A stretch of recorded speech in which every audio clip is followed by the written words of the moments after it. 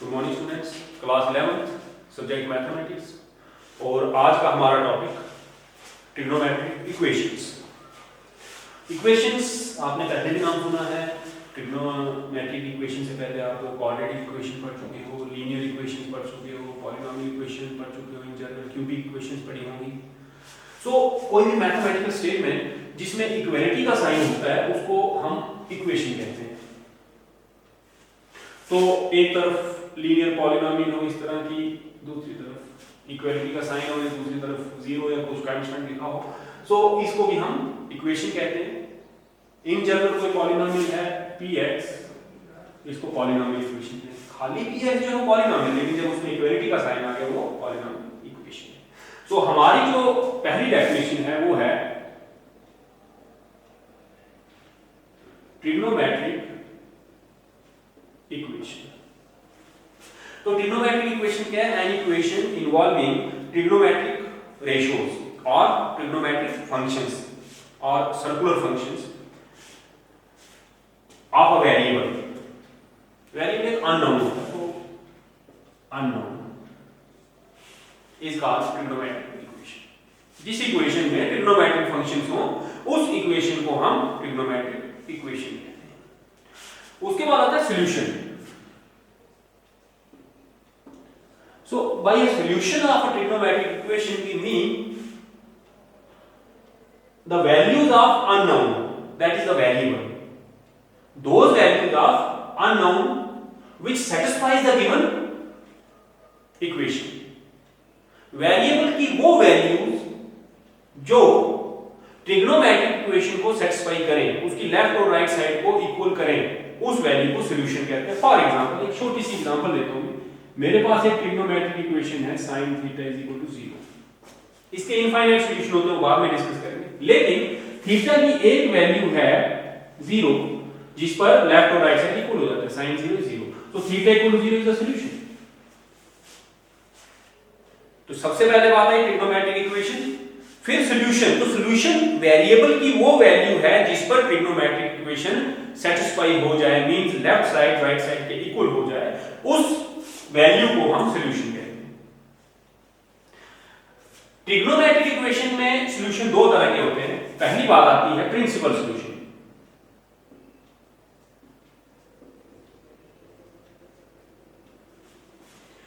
मैं इसी इक्वेशन से आपको समझाने की कोशिश करूंगा। sin थीटा अगर 0 है सो थीटा 0 हो या तब भी 0 है, थीटा प्लस पाई हो या माइनस पाई हो तब भी 0 है। sin पाई 0 होता है, sin माइनस पाई 0 होता है, plus minus 2 pi plus minus 3 pi so on. और theta n pi where n belongs to z, कोई भी इंटीजर हो। तो इन सभी वैल्यूज पर ये ट्रिग्नोमेट्रिक इक्वेशन सेटिस्फाई हो रही है, means left side right side के इक्वल हो रही है, तो ये सब इसके सॉल्यूशंस हैं।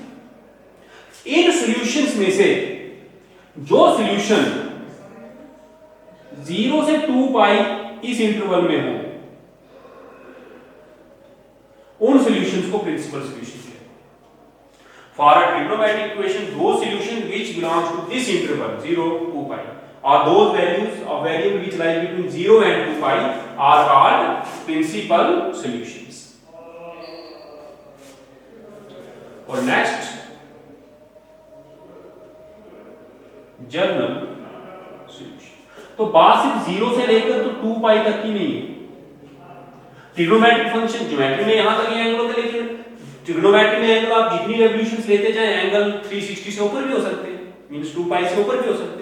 लेकिन यहां के बाद देखिए फंक्शन का पीरियड फिक्स है, ये पीरियोडिक फंक्शन है, इसके बाद ये रिपीट होते हैं। इस पीरियोडिसिटी के बाद ये फंक्शंस रिपीट होते हैं, इनकी वैल्यूज इनके आंसर सेम आएंगे, इनके बाद फिर रिपीट होंगे आंसर, फिर रिपीट होंगे।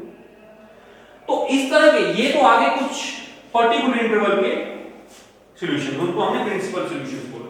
लेकिन अगर ये सारे के सारे सॉल्यूशन लिए जाएं और जनरलाइज करके इनको ये n की भाषा में लिखा जाए, एक इंटीजर n की भाषा में जब सारे सॉल्यूशंस लिखे जाएं, एक इस तरह की expressions involving n expressions involving integer n which gives all the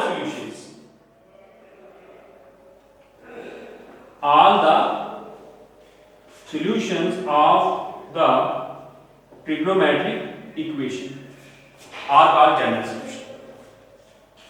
बहुत सिस्टमैटिकली भी मैंने आपको बताया ट्रिग्नोमेट्रिक इक्वेशन क्या होती है, फिर सॉल्यूशन वेरिएबल की वैल्यू जो उनको सेटिस्फाई करे। तो क्वाड्रेटिक इक्वेशन में क्या था, या पॉलिनोमियल इक्वेशन में फंडामेंटल थ्योरम ऑफ अलजेब्रा कहती है कि जितनी डिग्री होगी उतने सॉल्यूशंस होंगे। क्वाड्रेटिक के 2 सॉल्यूशन होंगे, लेकिन ट्रिग्नोमेट्री में इनफाइनाइट सॉल्यूशन होते हैं। तो उनको जनरलाइज करके इंटीजर की भाषा में जब लिखा जाता है, फॉर एग्जांपल जैसे मैंने यहाँ sin θ 0 हो तो जनरल सॉल्यूशन n पाई होता है। इस तरह के एक्सप्रेशंस को जनरल सॉल्यूशन कहते हैं। और इनमें से वो सॉल्यूशंस जो 0 से लेकर 2 पाई तक के इंटरवल में हो, उन सॉल्यूशंस को हम जनरल सॉल्यूशंस कहते हैं। तो 4 डेफिनेशंस मैंने आपको करवाई, ये नोट्स लिखकर टू द पॉइंट मैं अपलोड कर दूंगा, आप ये डेफिनेशन वहां से नोट कर सकते हैं।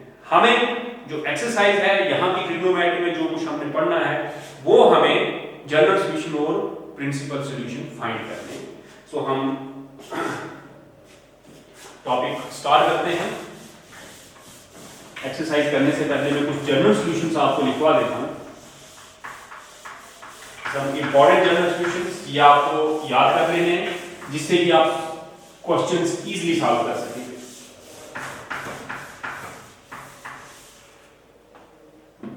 मैं एक टेबल बना लेता हूं, some important general solutions.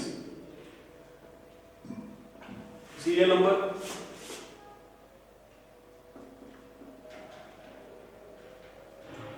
Trigonometric equation, और यहां मैं लिख देता हूं जनरल सॉल्यूशन। जनरल सॉल्यूशन हमें याद रखना है, प्रिंसिपल सॉल्यूशन तो हम खुद फाइंड कर लेते हैं, उनमें से कौन कौन से सॉल्यूशन 0 से 2 पाई के बीच में उस इंटरवल में। सबसे पहले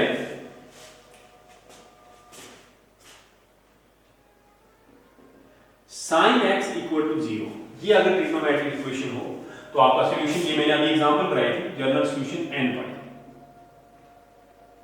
where n belongs to z, n integer है, नेचुरल नंबर नहीं है, n फॉर नेचुरल नहीं है, ये n इंटीजर है। उसके बाद cos x is equal to 0 हो तो आपको पता है 90 और 90 का प्रोडक्ट आप ले लें 2n + 1 pi where n belongs to z। उसके बाद ये दो आपकी अपनी चॉइस है, इनको लर्न कर ले, नहीं भी करेंगे तो ये जो 3 अब मैं लिखा रहा हूं आपको, 3 ट्रिग्नोमेट्रिक इक्वेशंस मैंने लिखवानी है, वो इन 3 से भी इनका सॉल्यूशन निकल जाता है। सपोज करो sin x = sin y, इस तरह की ट्रिग्नोमेट्रिक इक्वेशन आपके सामने आ जाती है। x आपको फाइंड करना है, y आपको पता है, y π/3 होगा, π/2 होगा, 0 होगा, व्हाटएवर भी। जैसे इस इक्वेशन में sin x = sin 0 लिख सकते हो आप, तो y की जगह पे 0 होगा। उस केस में सॉल्यूशन होता है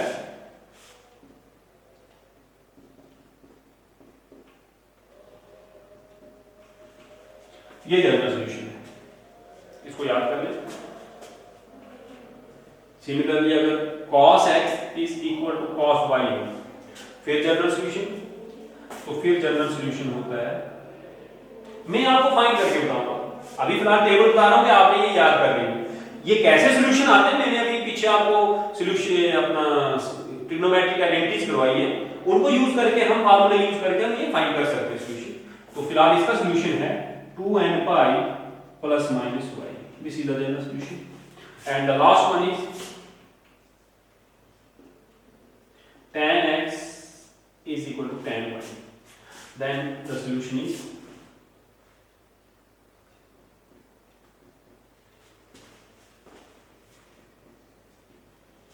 n belongs to z। इसमें आपने याद रखना है क्योंकि tan 90 या 90 के और प्रोडक्ट पे नॉट डिफाइंड होता है, तो यहां पे एक चीज लिख देना कि where x y are not odd multiple of π/2, क्योंकि ये π/2 के ऑड मल्टीपल हो गए तो tan उस पे not defined, tan 90 is not defined. तो इक्वेशन कहां बनेगी, इक्वेशन डिफाइंड वैल्यू पर बनेगी ना, तो इसलिए ये चीज tan वाले केस में आपने ध्यान रखनी है। अब इन तीन के मैं आपको सोल्यूशन करवाता हूं। तो सबसे पहले इसका प्रूफ, ये तीन थ्योरम्स हो गई आपकी, तो थ्योरम 1, थ्योरम 2, थ्योरम 3। पहले मैं ये करता हूं।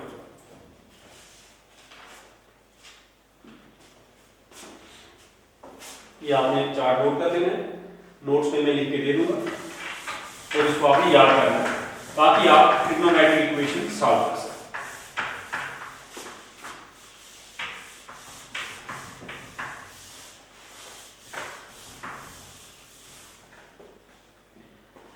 So theorem 1,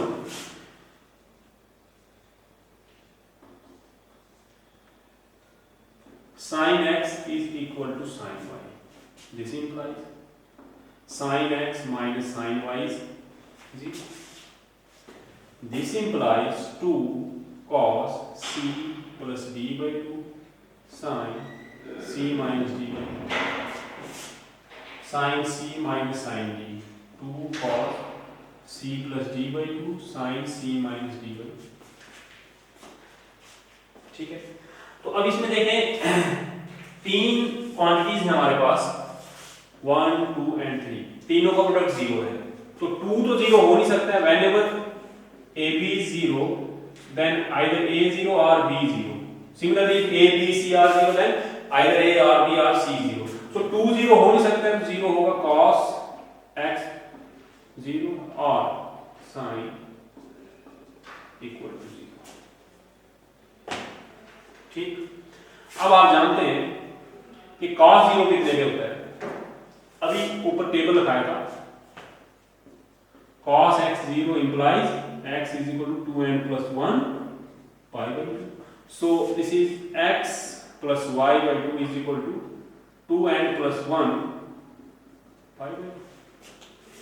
और x minus y by 2 is equal to n pi. Sin x 0 implies x is equal to n pi.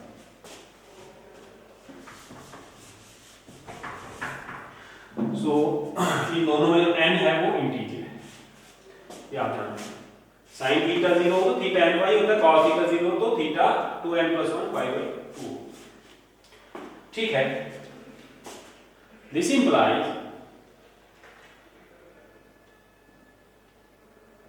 x is equal to, इसको मल्टीप्लाई करेंगे 4n 2 तो 2n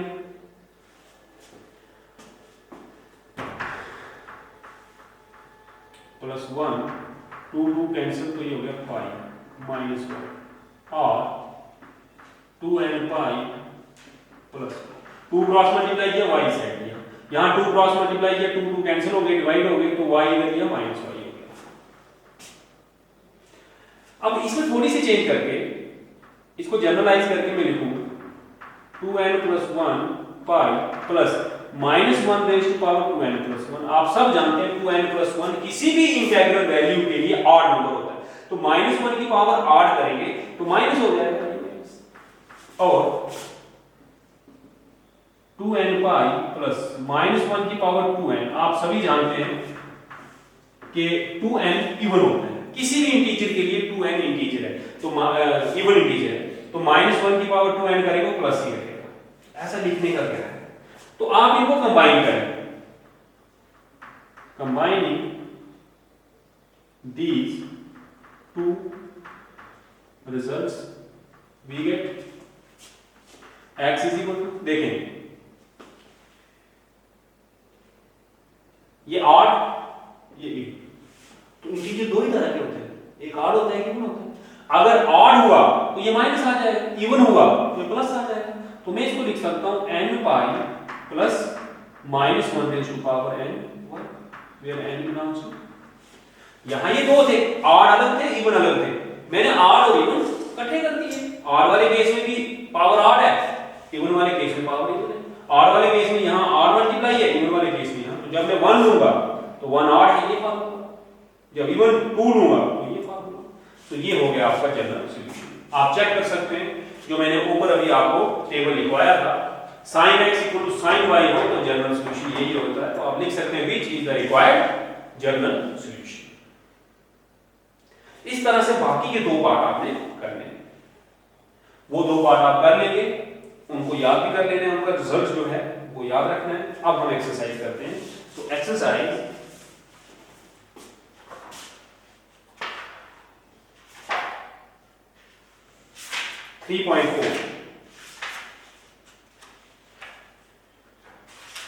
3.4 page number 78, NCERT book page number 78।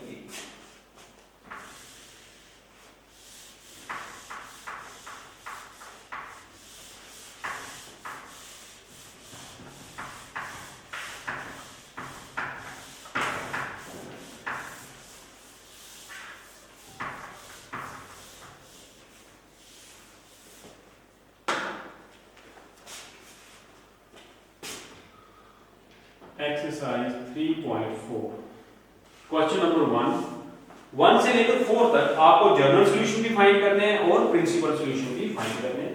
So question number 1 है tan x is equal to square root. तो आपको इस type की equation बनानी है, tan x is equal to tan pi by 3, क्योंकि tan पाई बाई 3 रूट 3 होता है, तो रूट 3 की जगह मैं tan पाई बाई 3 लिख सकता हूं। तो जनरल सॉल्यूशन आपको पता है, using tan x equal to tan y implies x is equal to n pi plus y, we get x is equal to n pi plus pi by 3, n belongs to z, which is the required general solution. General solution हो गया। अब इसी से principal solution find करना है। तो n integer है, आप n की वैल्यू 0 1 2 3 ये लगा कर देखें। Using n is equal to 0 1 2 so on, we get x is equal to, जब 0 करेंगे तो पाई बाई 3, फिर 1 करेंगे 4 पाई बाई 3, फिर आप इसको -1 भी कर सकते हैं तो -2 पाई बाई 3, फिर आप इसको 2 भी कर सकते हैं तो 3 6 and 7 pi by 3 and so on. n integer है, आप इसकी वैल्यू लगाते हैं। अब इनमें से चेक करें,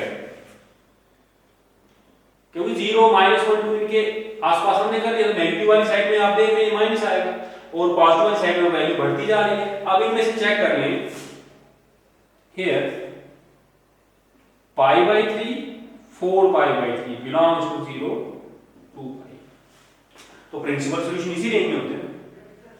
hence x is equal to pi by 3 4 pi by 3 are the required principal solutions। Principal solution always 2 ही होंगे। वो क्यों होंगे? तो आपको कोऑर्डिनेट का नॉलेज है कि टोटल कोऑर्डिनेट 4 होते हैं, 0 से लेकर 2 पाई तक जब आपने एंगल देखना है तो 4 कोऑर्डिनेट में देखना है। तो इन 4 कोऑर्डिनेट में क्या है, या तो रेशियो पॉजिटिव होगी जैसे इस केस में पॉजिटिव है, या नेगेटिव होगी। तो हर एक ट्रिग्नोमेट्रिक रेशियो 2 कोऑर्डिनेट में पॉजिटिव होती है, 2 में नेगेटिव होती है। इसलिए चाहे वो नेगेटिव चाहे पॉजिटिव, आंसर 2 ही आने। इस केस में √3 था, √3 पाई बाई 3 पे आता है, तो tan एक तो फर्स्ट में पॉजिटिव होता है, फिर एक थर्ड में पॉजिटिव होता है, तो थर्ड हो गया pi plus pi by, that is 4 pi by. आप डायरेक्ट, अगर मल्टीपल चॉइस है, आपको इतना लंबा करने की, इसमें वैल्यू पुट करके करने की जरूरत नहीं है। आप इसको डायरेक्टली यहां करके, इतना करके कि एक आंसर पाई बाई 3 आया फर्स्ट क्वाड्रेंट में। अब ये पॉजिटिव ही है √3, तो थर्ड क्वाड्रेंट जाना है। थर्ड क्वाड्रेंट जाने का पाई प्लस थीटा मेथड है, पाई प्लस थीटा से आता दूसरा आंसर। अगर नेगेटिव होता तो फिर सेकंड क्वाड्रेंट हो, फिर आपने देखना था अगर ये -√3 होता इसी क्वेश्चन में, ये आपकी एक्सरसाइज है, आप घर में कर लीजिए, tan x is equal to -√3, तो फिर एक आंसर आना था पाई माइनस ये, और एक आंसर आना था 2 पाई माइनस। फोर्थ क्वाड्रेंट हो, सेकंड क्वाड्रेंट, इनमें tan नेगेटिव होता है। तो ये आपके लिए एक्सरसाइज है, ये आपकी बुक पे नहीं है, आप करेंगे इसको। प्रिंसिपल सॉल्यूशंस मैंने बता दी, जनरल सॉल्यूशंस आप निकाल।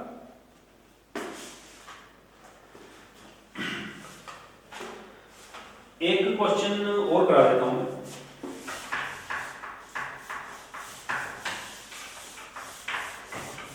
फिर 2 आपने क्यों करने, ये 4 क्वेश्चन है जिनमें प्रिंसिपल सॉल्यूशंस भी निकालने हैं।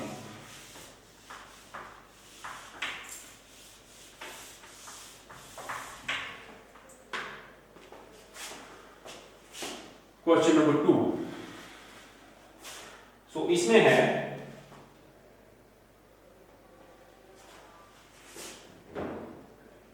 sec x is equal to 2, this implies cos x 1/2, क्योंकि आपने sin cos tan इन्हीं के जनरल सॉल्यूशन याद किए हुए, सो ये हो गया cos x cos pi/, ठीक है, using cos x is equal to cos y implies x is equal to 2n pi plus minus y n belongs to z. We get x is equal to 2n pi plus minus pi by 3, which is the required general solution. अब principal के लिए आप करेंगे using n is equal to 0 1 plus minus 1 plus minus 2 so on. सारी value ना integers है, negative pass to सभी value ले सकते हैं। ऊपरले क्वेश्चन में भी आप मैंने नेगेटिव वैल्यू ली तो लिखना ये है, we get x is equal to, जब 0 करेंगे प्लस माइनस पाई, अब 1 करेंगे तो 2 pi 3 2 जा 6 6 plus 1 7 pi by 3 and 3 6 minus 1 5 pi by 3, सो इस तरह के बहुत से आंसर हैं। अब इनमें से आप देखें, ये ऊपर हो गया ये, here pi by 3 5 pi by 3 belongs to 0 2 pi, hence x equal to pi by 3 5 pi by 3 are the required principal solutions, ठीक है। 2 पार्ट आप करेंगे, क्वेश्चन नंबर 3 और क्वेश्चन नंबर 4 आपने नेक्स्ट हमारा question number 5,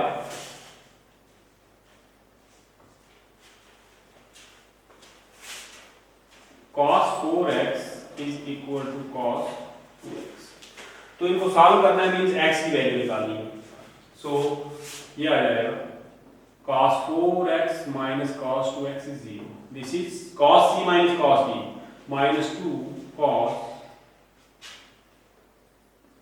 sin c plus d by 2 sin c minus d by 2 is 0, तो ये हो गया minus 2 sin 3x sin x equal to 0, वही 3 का प्रोडक्ट 0, सो sin 3x 0 और sin x 0,